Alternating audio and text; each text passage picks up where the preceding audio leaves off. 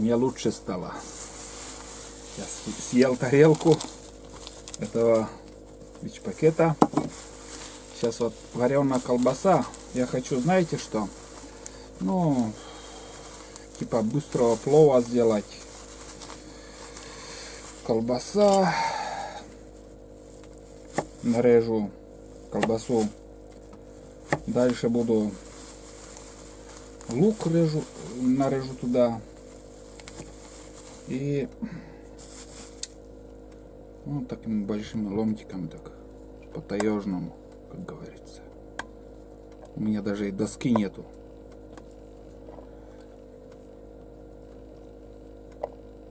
Здесь, знаете, аппетит есть, не надо никакой там красоты или еще.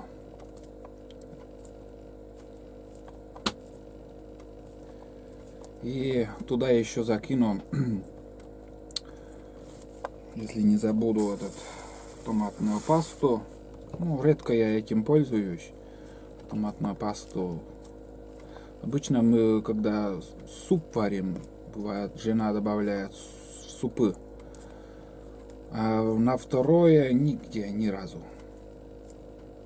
Редко, очень редко. Ну вот, сегодня решил попробовать, что-то получится, нет. И еще вот сюда гречку туда закину, кроме колбасы и лука, еще гречку. И глянем, что получится. Обжарю немножко, если жар будет на плите. Плита вообще говно, эта печка. Если обжарится немножко, и туда гречку добавлю и водой залью. Потом буду пропаривать там. Как вода все выкипит оттуда, на минут 30 примерно. Если плов, то 40 минут. Я дома делаю. Не, все, хватит. Вот такое количество колбасы получилось. И еще осталось. Долго что-то не заканчивается. Вот. Ну и лук. Лук крупный все. Больше я чеснока взял. Думал, ну, я люблю, в общем, чеснок. Туда еще лук закинем. И такой ужин будет. Суп я уже завтра доварю. Сегодня он будет целый вечер на огне. Пусть кипит на медленном огне. А завтра уже я, как приду с охоты, туда картошку закину. И все ништяк будет. Вот так вот. Спешить не надо. Пусть протомится, там вообще мягким станет все. Вкусным, мягким. Так. Ну и, наверное, вот эту половину достаточно. Да, половины хватит. Ну, также доски нету, как говорится. Нам не привыкать. Учитесь. Выходите из положения. Все очень просто получается. Знаете, надо опыт набраться, опыта, и столько уже резал картошку. Ну вот видите, в кубиках все. Прям один в один. И сюда. Все. Не, лук, наверное, достаточно. И сюда еще растительное масло. И на плиту будем обжаривать.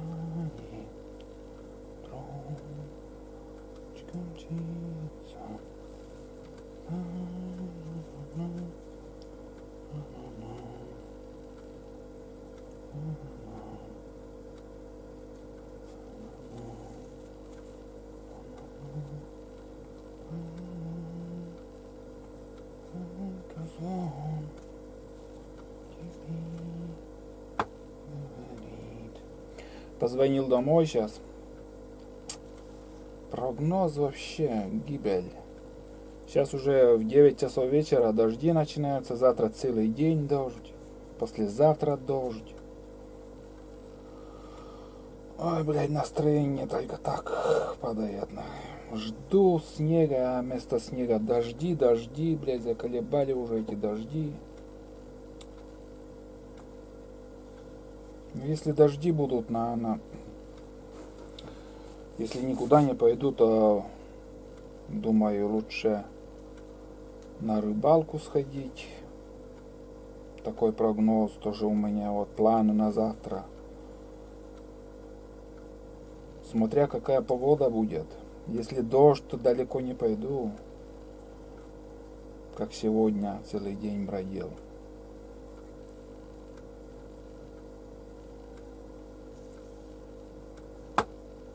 Между прочим, немало тоже сегодня прошел.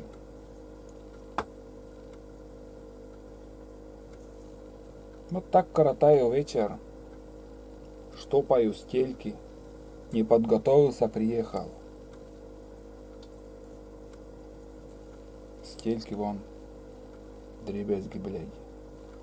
И главное, продает там 48 размер. Берешь нахуй, а нашел 46 сапоги не подходят. Маломерки идут.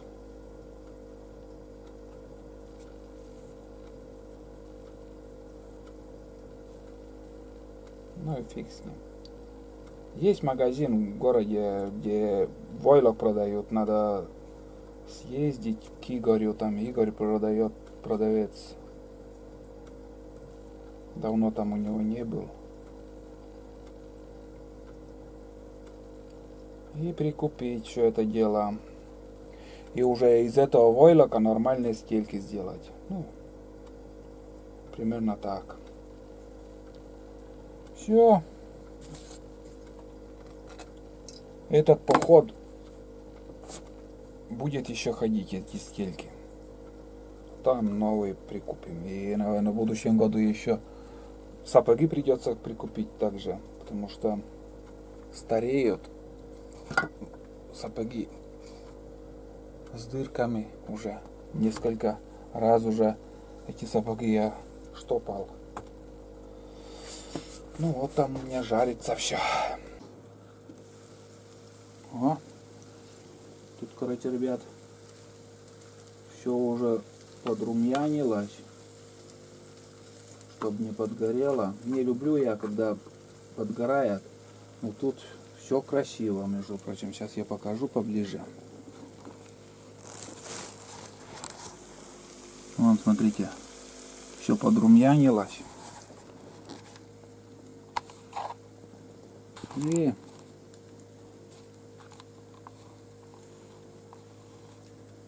сюда, наверное, я сейчас бахну этот,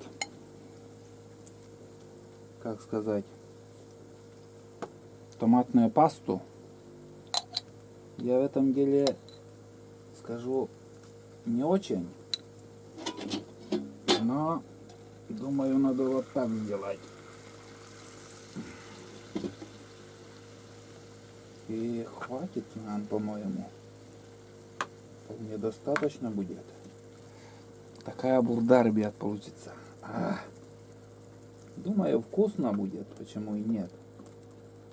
Вот. И сюда сейчас ёбнем гречку. И вообще класс будет.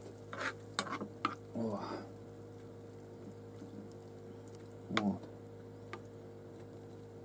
Думаю, вот так надо сделать. Вот гречку насколько много надо, не знаю. Сейчас все на глаз сделаем, а уже в следующий раз будем знать. О, медленно кипит. Ну что, ребят, закинем гречку. Сегодня у нас кулинария такая. Не кулинария, а вот буду немножко так на глаз примерно. Не знаю сколько, чтобы не переборщить.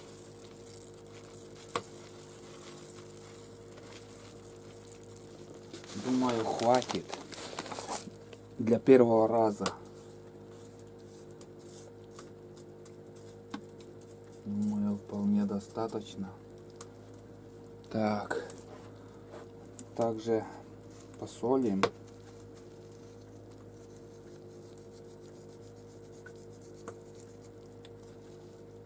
Тоже, чтобы не переборщить. Много не будем солить. Это в процессе, когда будем пробовать там. Ну и заливаю кипятком. Примерно так от гречки, чтобы, ну, примерно вот столечко воды, где-то миллиметров, даже сантиметр даже получилось. Все, так оставляю. Считай, уже целая сковорода будет. И плотно закрываю и трогать не буду. Примерно полчаса пусть так томится. Прошло время ровно 30 минут, ребят. Ровно 30 минут. Глянем, что тут у нас получилось. Вода все выкипела. Полностью, да. Воды вообще не осталось. Сейчас, ну-ка. Гречка как? Не, надо брать, все. Разварилось уже. Уже все. Вот такое блюдо, ребят, получилось. Честное слово, делаю первый раз, единственный первый раз вот так. Никогда не пробовал именно вот гречку в таком виде делать. Я смотрел в ютубе, и Александр Мендруль, Сашка Мендруль, он макароны так сделал и приготовил. И мне очень даже идея понравилась. Не надо там отдельно кипятить, водой там, все разом, все можно сделать в одной посуде. Да, очень хорошо. Очень вкусно, я думаю, будет. И соль самая как раз. Ну вот, настал очередной ужин. Немножко показал, поснимал, как я все это готовил. Готовил первый раз. Не обманываю, честно говорю. И получилось... Знаете, вот гречка, это оказывается, я дома плов делаю из риса. И когда рис я ложу, 40 минут, ровно 40 минут надо, чтобы рис стал рассыпчатым, такой не жестким, не мягким, а вот рассыпчатый, вот такой очень вкусный получается. 40 минут нужно. Гречка, как я понял, вот 30 минут я готовил, и гречка чуть-чуть разварилась. Значит, минут 20 вполне достаточно, я думаю. Да. Вкусно. Ребят, честно говорю, вкусно получилось. И томатная паста, кстати, очень даже. Вот когда ты без томатной пасты гречку готовишь, гречка вот пахнет. А вот эта томатная паста как-то дает такой привкус. Очень мне понравилось. Очень даже неплохо. Будем дальше так экспериментировать в сковороде. Не надо там заморачиваться, там готовить там в разных кастрюлях. Там очень даже ловко получилось.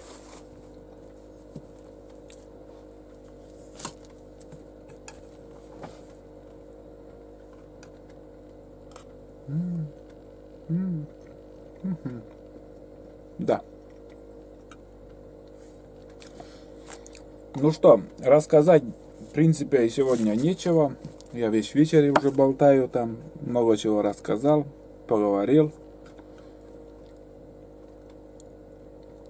Ой, сейчас я как буду ужинать.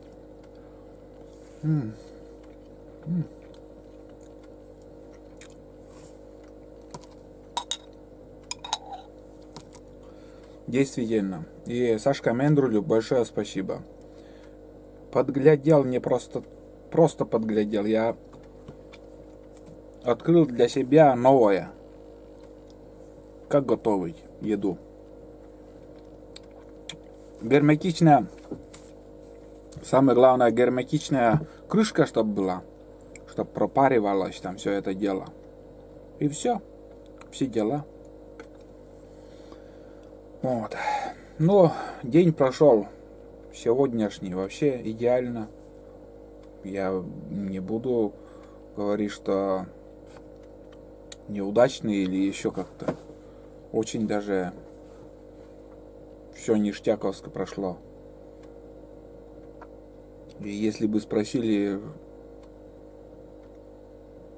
что для счастья тебе надо, я сегодня счастлив. Мне, в принципе, на сегодняшний день ничего не надо. Ужин есть, рыбу поймали, дичь подстрелили.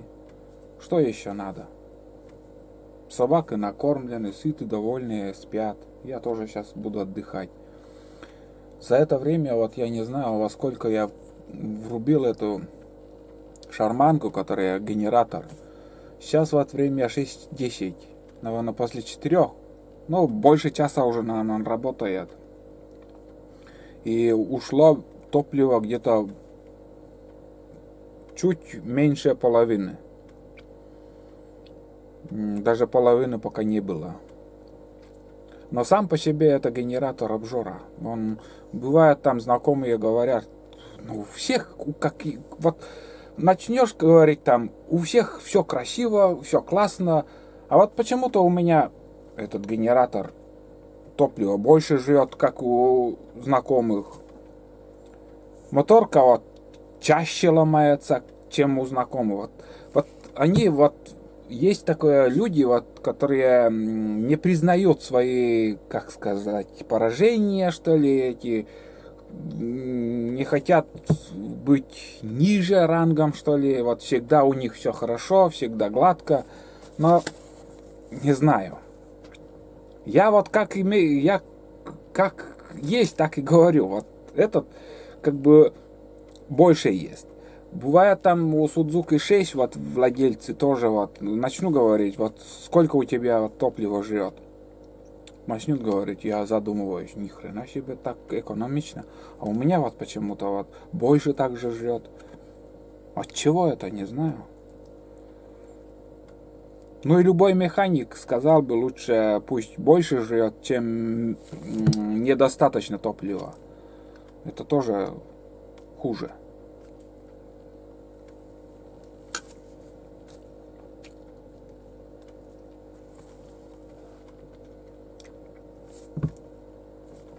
Сколько заряжаю, блин, вообще. Сегодня не знаю. Может спать, лечь, да и пусть работает, сколько работает. Одна шкала только. Но я дома целый день тоже заряжаю.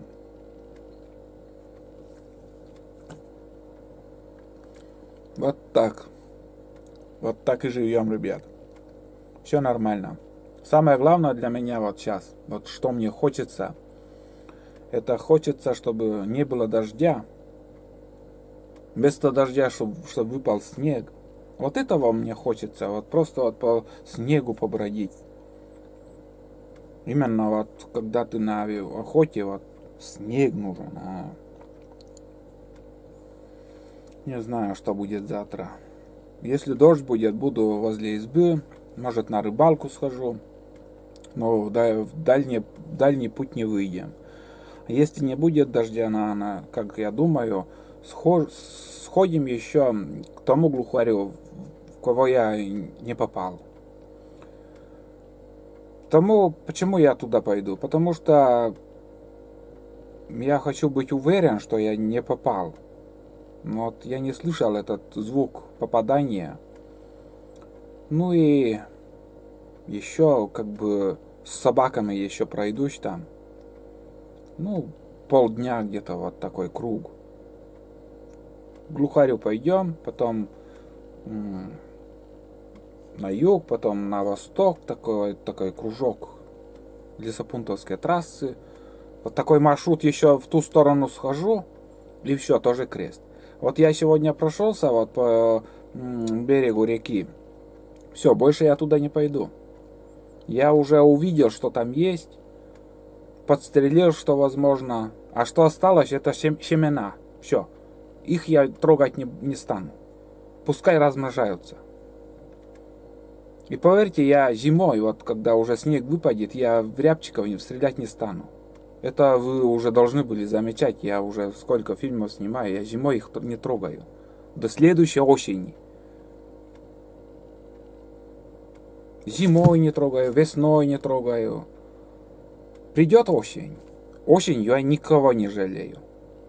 Никого. Кто летит, кто бежит, кто плюет, я не жалею.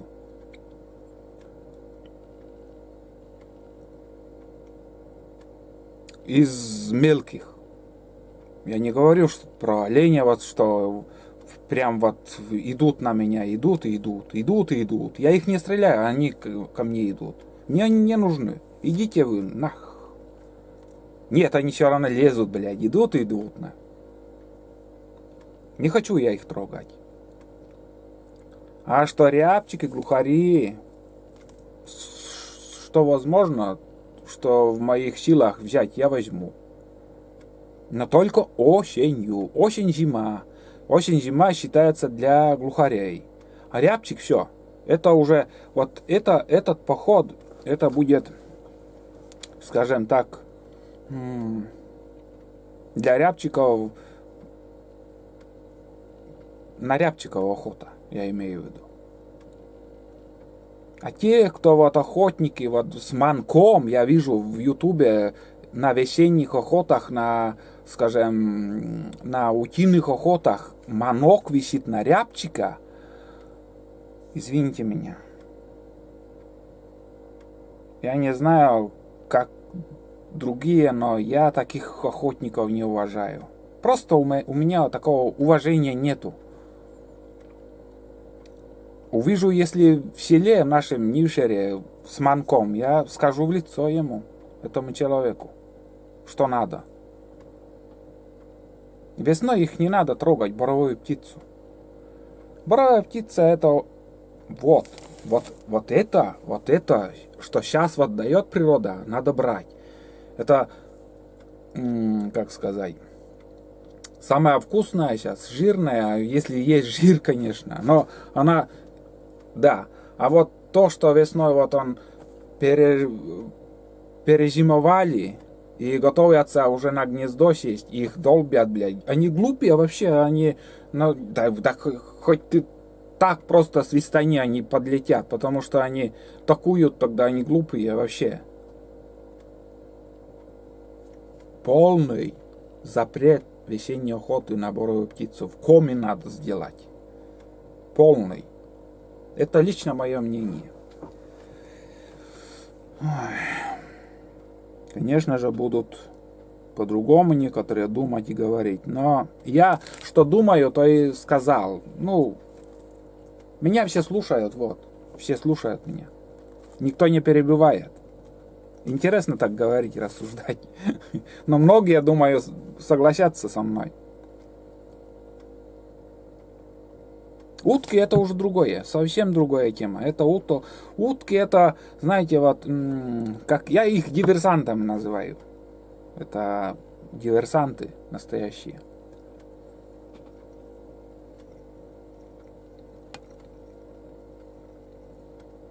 За границы прилетают, предатели, блин. Здесь живут, там живут. Боровая птица уже здесь, он на родине, в своей тайге живет. Пускай, вот скажем, сейчас у нас беда с ягодами. Ягод вообще нету. И боровая птица, он в другие районы может перелететь, улететь. Но из Кома он не улетит. Большинство не улетит. Он все равно где-то найдет. Скажем, у нас вот в Короткоровском районе нету птицы. Ой, нету этого, как сказать. Ой, бля, ягод. Может, в Усть-Куломском районе уже есть, туда улетят. Уже в Княж-Погосском районе запросто они туда улетят. Без проблем. Но они дальше, ну, не думаю. Может быть, тоже и в другие области могут улететь, но с утками не сравнить. Утки это. Если есть, есть. Если нету, нету. Мне как-то без разницы. По барабану. Полный по барабану. Вот. И охота на них как-то мне не очень. Вот сейчас вот нынешняя охота, вот сейчас что вот творится, вот октябрь месяц. Это самая вот любимая пора у меня охоты. Ну, время быстро летит, уже ноябрь будет, там уже все закончится. Конечно же, зимой, может, куда будем сходить, может, косачей там, если будет возле реки. Да и много не настреляешь тоже их.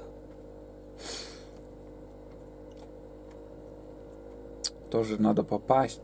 Что-то вообще... Разучился я стрелять, честное слово. Раньше такого не было. Раньше лучше стрелял. Сейчас как-то промах. Стыдно становится даже.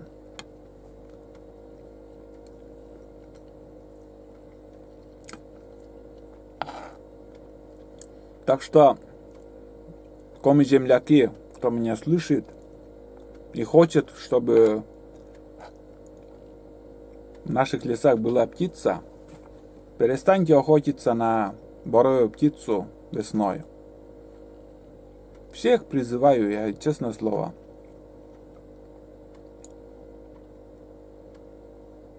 Осенью долбите, что возможно, а весной их не трогайте.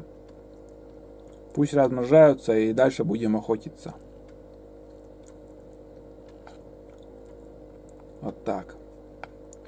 Ну и добавить, наверное, нечего. У меня остывает каша. Гречневый плов, так называемый. Я сейчас буду ужинать и отдыхать. Мы уже встретимся завтра с вами. Сегодня было у нас 15 октября. Вчера был Покров день, сегодня уже 15 октября. Четверг, наверное. Еще дня 3, наверное, здесь я пробуду. У меня туда еще сходить. Вот такие планы. И думаю, наверное, дальше уже не знаю. Как все пройду, где вот задумал, где мне хочется поохотиться еще. И по второму разу по одной тропинке не буду уж ходить. Потому что очень мало. Ну, хоть сегодня-то уже, в принципе, 2 глухарей видел. Нежданчики такие, какие-то вот. Рябчики были. Вот.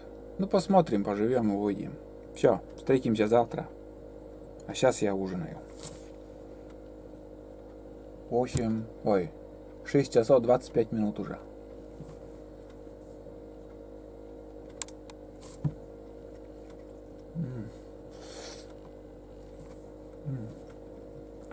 Реально вкусно получилось. Попробуйте. По моему рецепту. Вам тоже понравится. Попробуйте 20 минут пропаривать. Можно в мультиварке, можно в сковороде. 30 минут для гречки это много.